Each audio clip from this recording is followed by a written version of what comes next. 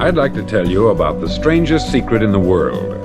Not long ago, Albert Schweitzer, the great doctor and Nobel Prize winner, was being interviewed in London, and a reporter asked him, "Doctor, what's wrong with men today?"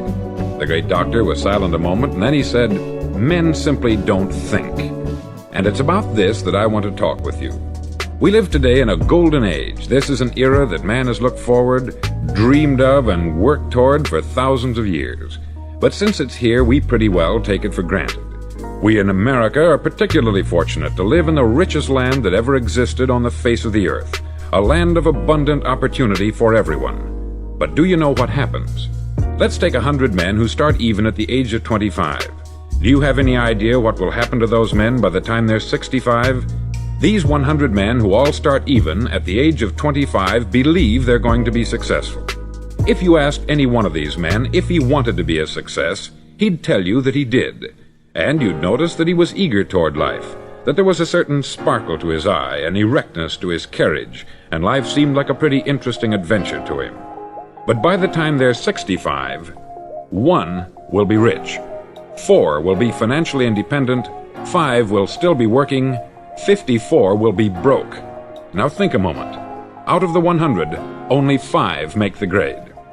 Why do so many fail? What has happened to the sparkle that was there when they were 25? What's become of the dreams, the hopes, the plans? And why is there such a large disparity between what these men intended to do and what they actually accomplished? When we say about 5% achieve success, we have to define success. And here's the definition. Success is the progressive realization of a worthy ideal. If a man is working toward a predetermined goal and knows where he's going, that man is a success. If he's not doing that, he's a failure. Success is the progressive realization of a worthy ideal. Rollo May, the distinguished psychiatrist, wrote a wonderful book called Man's Search for Himself. And in this book he says, the opposite of courage in our society is not cowardice, it is conformity. And there you have the trouble today. It's conformity. People acting like everyone else, without knowing why, without knowing where they're going. Now think of it. In America right now, there are over 14 million people 65 years of age and over, and about 13 million of these 14 million are broke. They're dependent on someone else for life's necessities. Now we learn to read by the time we're 7. We learn to make a living by the time we're 25. Usually by that time we're not only making a living, we're supporting a family. And yet by the time we're 65, we haven't learned how to become financially independent in the richest land that has ever been known. Why? We conform. And the trouble is that we're acting like the wrong percentage group, the 95% who don't succeed. Now why do these people conform? Well, they don't know really. These people believe that their lives are shaped by circumstances, by things that happen to them, by exterior forces. They're outer-directed people. A survey was made one time that covered a lot of men, working men, and these men were asked this question: why do you work? Why do you get up in the morning? 19 out of 20 had no idea. If you ask them, they'll say, everyone goes to work in the morning. And that's the reason they do it, because everyone else is doing it. Now let's get back to our definition of success. Who succeeds? The only man who succeeds is the man who is progressively realizing a worthy ideal. He's the man who says, I'm going to become this, and then begins to work toward that goal. I'll tell you who the successful people are.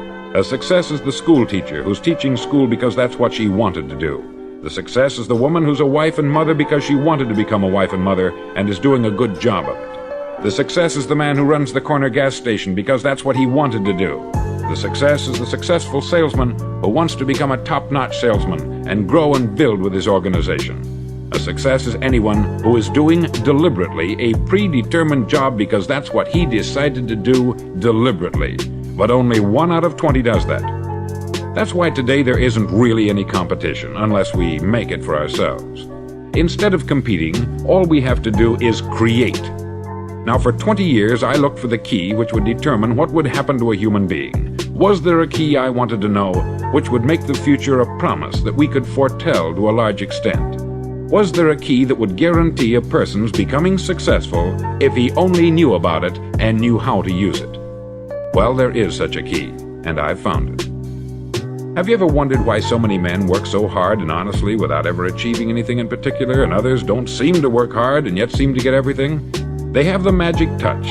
You've heard them say that about someone. Everything he touches turns to gold. And have you ever noticed that a man who becomes successful tends to continue to become successful? And on the other hand, have you noticed how a man who is a failure tends to continue to fail? It's because of goals. Some of us have them, some don't. People with goals succeed because they know where they're going. Now think of a ship leaving a harbor, and think of it with the complete voyage mapped out and planned. The captain and crew know exactly where it's going and how long it will take. It has a definite goal. 9,999 times out of 10,000 it will get to where it started out to get. Now let's take another ship, just like the first, only let's not put a crew on it, or a captain at the helm. Let's give it no aiming point, no goal, no destination. We just start the engines and let it go. I think you'll agree with me that if it gets out of the harbor at all, it will either sink or wind up on some deserted beach a derelict. It can't go any place because it has no destination and no guidance. It's the same with a human being. Take the salesman, for example. There is no other person in the world today with the future of a good salesman. Selling is the world's highest paid profession, if we're good at it and if we know where we're going. Every company needs top-notch salesmen, and they reward those men. The sky is the limit for them. But how many can you find? Someone once said, the human race is fixed, not to prevent the strong from winning, but to prevent the weak from losing. The American economy today can be likened to a convoy in time of war. The entire economy is slowed down to protect its weakest link, just as the convoy had to go at the speed that would permit its slowest vessel to remain in formation. That's why it's so easy to make a living today. It takes no particular brains or talent to make a living and support a family today.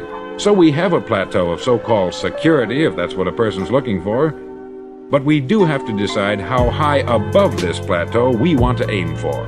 Now let's get back to the strangest secret in the world, the story that I wanted to tell you today. Why do men with goals succeed in life and men without them fail? Well, let me tell you something which, if you really understand it, will alter your life immediately. If you understand completely what I'm going to tell you from this moment on, your life will never be the same again. You'll suddenly find that good luck just seems to be attracted to you. The things you want just seem to fall in line. And from now on, you won't have the problems, the worries, the gnawing lump of anxiety that perhaps you've experienced before. Doubt, fear, well, they'll be things of the past. Here's the key to success, and the key to failure. We become what we think about. Now let me say that again. We become what we think about. Throughout all history, the great wise men and teachers, philosophers and prophets have disagreed with one another on many different things. It is only on this one point that they are in complete and unanimous agreement. Listen to what Marcus Aurelius, the great Roman emperor, said. He said, "A man's life is what his thoughts make of it." Disraeli said this, "Everything comes if a man will only wait. I have brought myself by long meditation to the conviction that a human being with a settled purpose must accomplish it, and that nothing can resist a will that will stake even existence for its fulfillment." Ralph Waldo Emerson said this, "A man is what he thinks about all day long." William James said, "The greatest discovery of my generation is that human beings can alter their lives by altering their attitudes of mind." And he also said, "We need only in cold blood act as if the thing in question were real, and it will become infallibly real by growing into such a connection with our life that it will become real. It will become so knit with habit and emotion that our interest in it will be those which characterize belief." He also said this, "If you only care enough for a result, you will almost certainly attain it. If you wish to be rich, you will be rich. If you wish to be learned, you will be learned. If you wish to be good, you will be good. Only you must then really wish these things, and wish them exclusively, and not wish at the same time 100 other incompatible things just as strongly." In the Bible you read, in Mark 9:23, "If thou canst believe, all things are possible to him that believeth." Dr. Norman Vincent Peale said this, "This is one of the greatest laws in the universe. Fervently do I wish I had discovered it as a very young man. It dawned upon me much later in life, and I found it to be one of the greatest, if not my greatest discovery, outside of my relationship to God.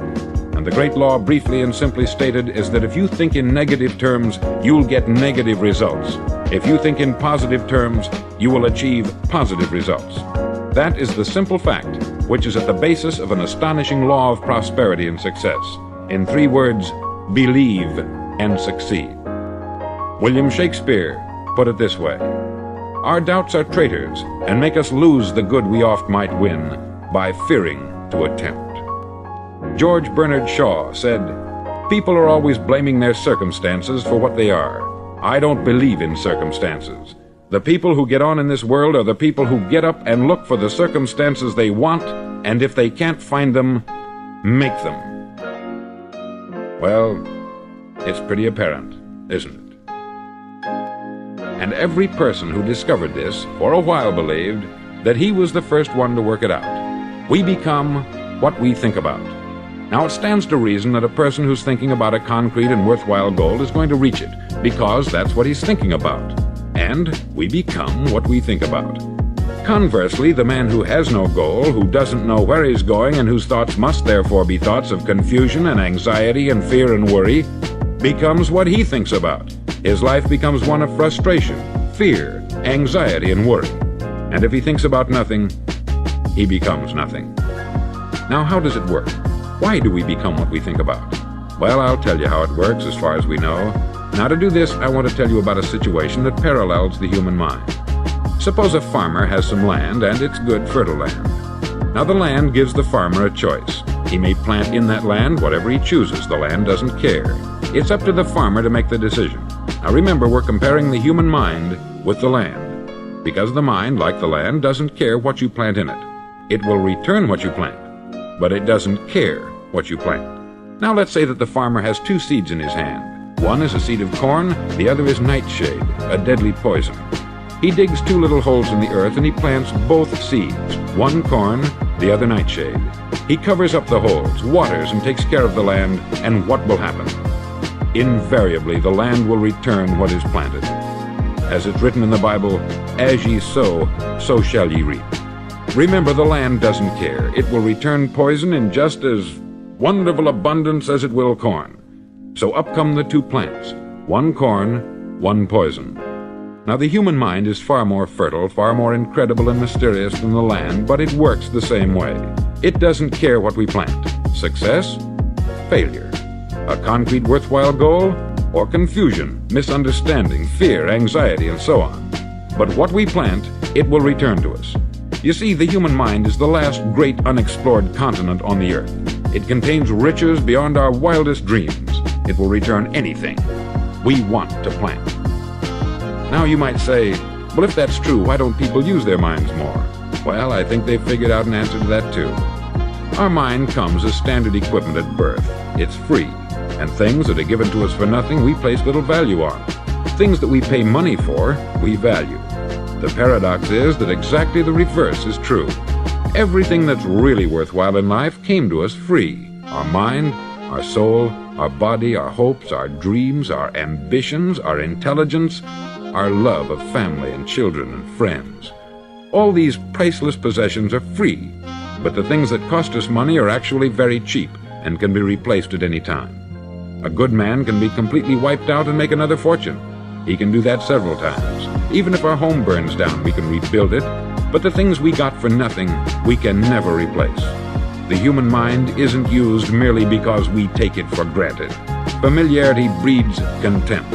It can do any kind of job we assign to it, but generally speaking, we use it for little jobs instead of big important ones. Universities have proved that most of us are operating on about 10% of our abilities. Decide now, what is it you want? Plant your goal in your mind. It's the most important decision you'll ever make in your entire life. Do you want to be an outstanding salesman, a better worker at your particular job? Do you want to go places in your company, in your community? All you've got to do is plant that seed in your mind. Care for it. Work steadily toward your goal, and it will become a reality. It not only will, there's no way that it cannot. You see, that is a law, like the laws of Sir Isaac Newton, the laws of gravity.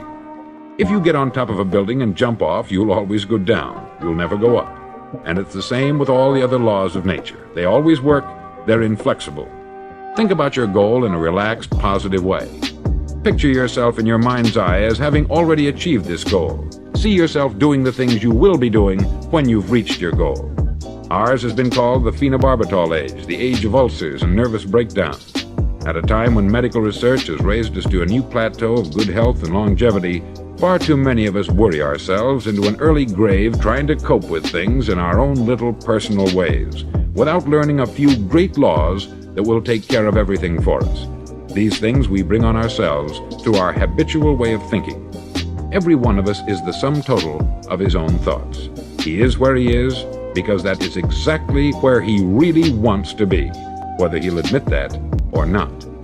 Each of us must live off the fruit of his thoughts in the future, because what you think today and tomorrow, next month and next year, will mold your life and determine your future. You're guided by your mind.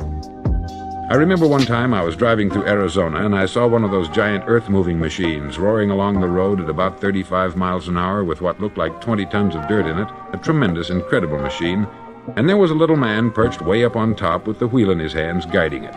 And as I drove along, I was struck by the similarity of that machine to the human mind. Just suppose you're sitting at the controls of such a vast source of energy. Are you going to sit back and fold your arms and let it run itself into a ditch? Or are you going to keep both hands firmly on the wheel and control and direct this power to a specific, worthwhile purpose? It's up to you. You're in the driver's seat. You see, the very law that gives us success is a two-edged sword. We must control our thinking. The same rule that can lead a man to a life of success, wealth, happiness, and all the things he's ever dreamed of for himself and his family, that very same law can lead him into the gutter. It's all in how he uses it, for good or for bad. This is the strangest secret in the world. Now, why do I say it's strange, and why do I call it a secret? Actually, it isn't a secret at all. It was first promulgated by some of the earliest wise men, and it appears again and again throughout the Bible. But very few people have learned it, understand it. That's why it's strange, and why, for some equally strange reason, it virtually remains a secret. I believe that you could go out and walk down the main street of your town and ask one man after another what the secret of success is, and you probably wouldn't run into one man in a month who could tell you. Now, this information is enormously valuable to us if we really understand it and apply it. It's valuable to us not only for our own lives, but the lives of those around us, our family, employees, associates, and friends. Life should be an exciting adventure. It should never be a bore. A man should live fully, be alive. He should be glad to get out of bed in the morning. He should be doing a job he likes to do because he does it well. One time I heard Grove Patterson make a speech, the editor-in-chief of the Toledo Daily Blade, and as he concluded his speech, he said something that I've never forgotten. He said something like this: "My years in the newspaper business have convinced me of several things, among them that people are basically good, and that we came from someplace, and we're going someplace. So we should make our time here an exciting adventure. The architect of the universe didn't build a stairway leading nowhere." And the greatest teacher of all, the carpenter from the plains of Galilee, gave us the secret time and time again. As ye believe, so shall it be done unto you. I've explained the strangest secret in the world and how it works. Now I want to explain how you can prove to yourself the enormous returns possible in your own life by putting this secret to a practical test. I want you to make a test that will last 30 days. Now, it isn't going to be easy. If you'll give it a good try, it will completely change your life for the better. Back in the 17th century, Sir Isaac Newton, the English mathematician and natural philosopher, gave us some natural laws of physics which apply as much to human beings as they do to the movement of bodies in the universe. Now, one of these laws is that for every action, there is an equal and opposite reaction. Simply stated, as it applies to you and me, it means we can achieve nothing without paying the price. The results of your 30-day experiment will be in direct proportion to the effort you put forth. To be a doctor, you must pay the price of long years of difficult study. To be successful in selling, and remember that each of us succeeds to the extent of his ability to sell. Selling our families on our ideas, selling education in schools, selling our children on the advantages of living the good and honest life, selling our associates and employees on the importance of being exceptional people. To, of course, the profession of selling itself. But to be successful in selling our way to the good life, we must be willing to pay the price. Now, what is that price? Well, it's many things. First, it's understanding emotionally, as well as intellectually, that we literally become what we think about, that we must control our thoughts if we're to control our lives. It's understanding fully that, as ye sow, so shall ye reap. Secondly, it's cutting away all the fetters from the mind and permitting it to soar as it was divinely designed to do. It's the realization that your limitations are self-imposed, and that the opportunities for you today are enormous beyond belief. It's rising above narrow-minded pettiness and prejudice.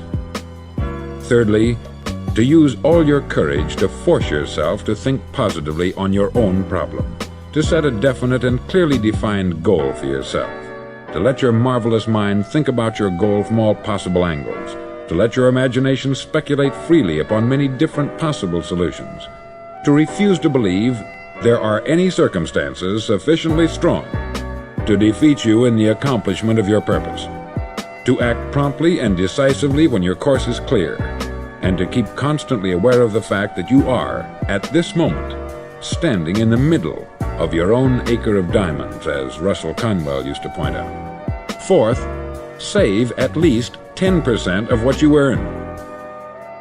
It's also remembering that no matter what your present job, it has enormous possibilities if you're willing to pay the price. Now let's just go over the important points in the price each of us must pay to achieve the wonderful life that can be ours. It is, of course, worth any price. 1. You will become what you think about. 2. Remember the word imagination. Let your mind soar. 3. Courage. Concentrate on your goal every day. 4. Save 10% of what you earn. And action. Ideas are worthless unless we act on them. Now I'll try to outline the 30-day test I want you to make. Now keep in mind that you have nothing to lose by making this test, and everything you could possibly want to gain. There are two things that may be said of everyone. Each of us wants something, and each of us is afraid of something. I want you to write on a card what it is you want more than anything else. It may be more money. Perhaps you'd like to double your income or make a specific amount of money. It may be a beautiful home. It may be success at your job. It may be a particular position in life. It could be a more harmonious family. Each of us wants something. Write down on your card specifically what it is that you want. Make sure it's a single goal and clearly defined. You needn't show it to anyone, but carry it with you so that you can look at it several times a day. Think about it in a cheerful, relaxed, positive way each morning when you get up, and immediately you have something to work for, something to get out of bed for, something to live for. Look at it every chance you get during the day and just before going to bed at night. As you look at it, remember that you must become what you think about, and since you're thinking about your goal, you realize that soon it will be yours. In fact, it's yours really the moment you write it down and begin to think about it. Look at the abundance all around you as you go about your daily business. You have as much right to this abundance as any other living creature. It's yours for the asking. Now we come to the difficult part. Difficult because it means the formation of what is probably a brand new habit. And new habits are not easily formed. Once formed, however, it'll follow you for the rest of your life. Stop thinking about what it is you fear. Each time a fearful or negative thought comes into your consciousness, replace it with a mental picture of your positive and worthwhile goal. There will come times when you will feel like giving up. It's easier for a human being to think negatively than positively. That's why only 5% is successful. You must begin now to place yourself in that group. For 30 days, you must take control of your mind. It will think only about what you permit it to think. Each day for this 30-day test, do more than you have to do. In addition to maintaining a cheerful, positive outlook, give of yourself more than you've ever done before. Do this knowing that your returns in life must be in direct proportion to what you give. The moment you decide on a goal to work toward, you're immediately a successful person. You're then in that rare and successful category of people who know where they're going. Out of every 100 people, you belong to the top 5. Don't concern yourself too much with how you're going to achieve your goal. Leave that completely to a power greater than yourself. All you have to do is know where you're going. The answers will come to you of their own accord. Remember these words from the Sermon on the Mount, and remember them well. Keep them constantly before you this month of your test. Ask, and it shall be given you. Seek, and ye shall find. Knock, and it shall be opened unto you. For every one that asketh receiveth, and he that seeketh findeth, and to him that knocketh it shall be opened. It's as marvelous and as simple as that. In fact, it's so simple that in our seemingly complicated world it's difficult for an adult to understand that all he needs is a purpose and faith. For 30 days, do your best. If you're a salesman, go at it as you've never done before, not in hectic fashion, but with the calm, cheerful assurance that time well spent will give you the abundance in return you deserve and want. No matter what your job, do it as you've never done it before for 30 days. And if you've kept your goal before you every day, you'll wonder and marvel at this new life you've found. Dorothea Brand, outstanding editor and writer, discovered it for herself and tells about it in her fine book, Wake Up and Live. Her entire philosophy is reduced to the words, act as though it were impossible to fail. She made her own test with sincerity and faith, and her entire life was changed to one of overwhelming success. Now you make your test for 30 full days. Don't start your test until you've made up your mind to stick with it. You see, by being persistent, you're demonstrating faith. Persistence is simply another word for faith. If you didn't have faith, you would never persist. If you should fail during your first 30 days, by that I mean suddenly find yourself overwhelmed by negative thoughts, you've got to start over again from that point and go 30 more days. Gradually your new habit will form until you find yourself one of that wonderful minority to whom virtually nothing is impossible. Don't forget the card. It's vitally important as you begin this new way of living. On one side of the card, write your goal, whatever it may be. On the other side, write the words we've quoted from the Sermon on the Mount. Ask, and it shall be given you. Seek, and ye shall find. Knock, and it shall be opened unto you. Nothing great was ever accomplished without inspiration. See that during these crucial first 30 days, your own inspiration is kept at a peak. Above all, don't worry. Worry brings fear, and fear is crippling. The only thing that can cause you to worry during your test is trying to do it all yourself. Know that all you have to do is hold your goal before you. Everything else will take care of itself. Remember also to keep calm and cheerful. Don't let petty things annoy you, get you off course. Now, since making this test is difficult, some may say, well, why should I bother? Well, look at the alternative. No one wants to be a failure. No one really wants to be a mediocre individual. No one wants a life constantly filled with worry, fear, and frustration. Therefore, remember that you must reap that which you sow. If you sow negative thoughts, your life will be filled with negative things. If you sow positive thoughts, your life will be cheerful, successful, and positive. Now, gradually, you will have a tendency to forget what you've heard on this record. Play it often. Keep reminding yourself of what you must do to form this new habit. Gather your whole family about and listen to what's been said here at regular intervals. You know, most men will tell you that they want to make money without understanding the law. The only people who make money work in the mint. The rest of us must earn money. This is what causes those who keep looking for something for nothing or a free ride to fail in life. The only way to earn money is by providing people with services or products which are needed and useful. We exchange our product or service for the other man's money. Therefore, the law is that our financial return will be in direct proportion to our service. Success is not the result of making money. Making money is the result of success. And success is in direct proportion to our service. Most people have this law backwards. They believe that you're successful if you earn a lot of money. The truth is that you can only earn money after you're successful. It's like the story of the man who sat in front of the stove and said to it, "Give me heat, and then I'll add the wood."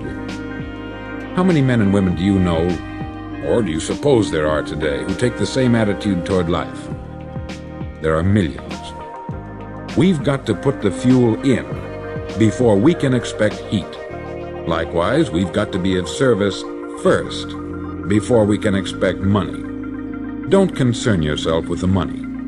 Be of service. Build, work, dream, create. Do this, and you'll find there's no limit to the prosperity and abundance that will come to you. Prosperity is founded upon a law of mutual exchange. Any person who contributes to prosperity must prosper in turn himself. Sometimes the return will not come from those you serve, but it must come to you from someplace, for that is the law. For every action, there is an equal and opposite reaction.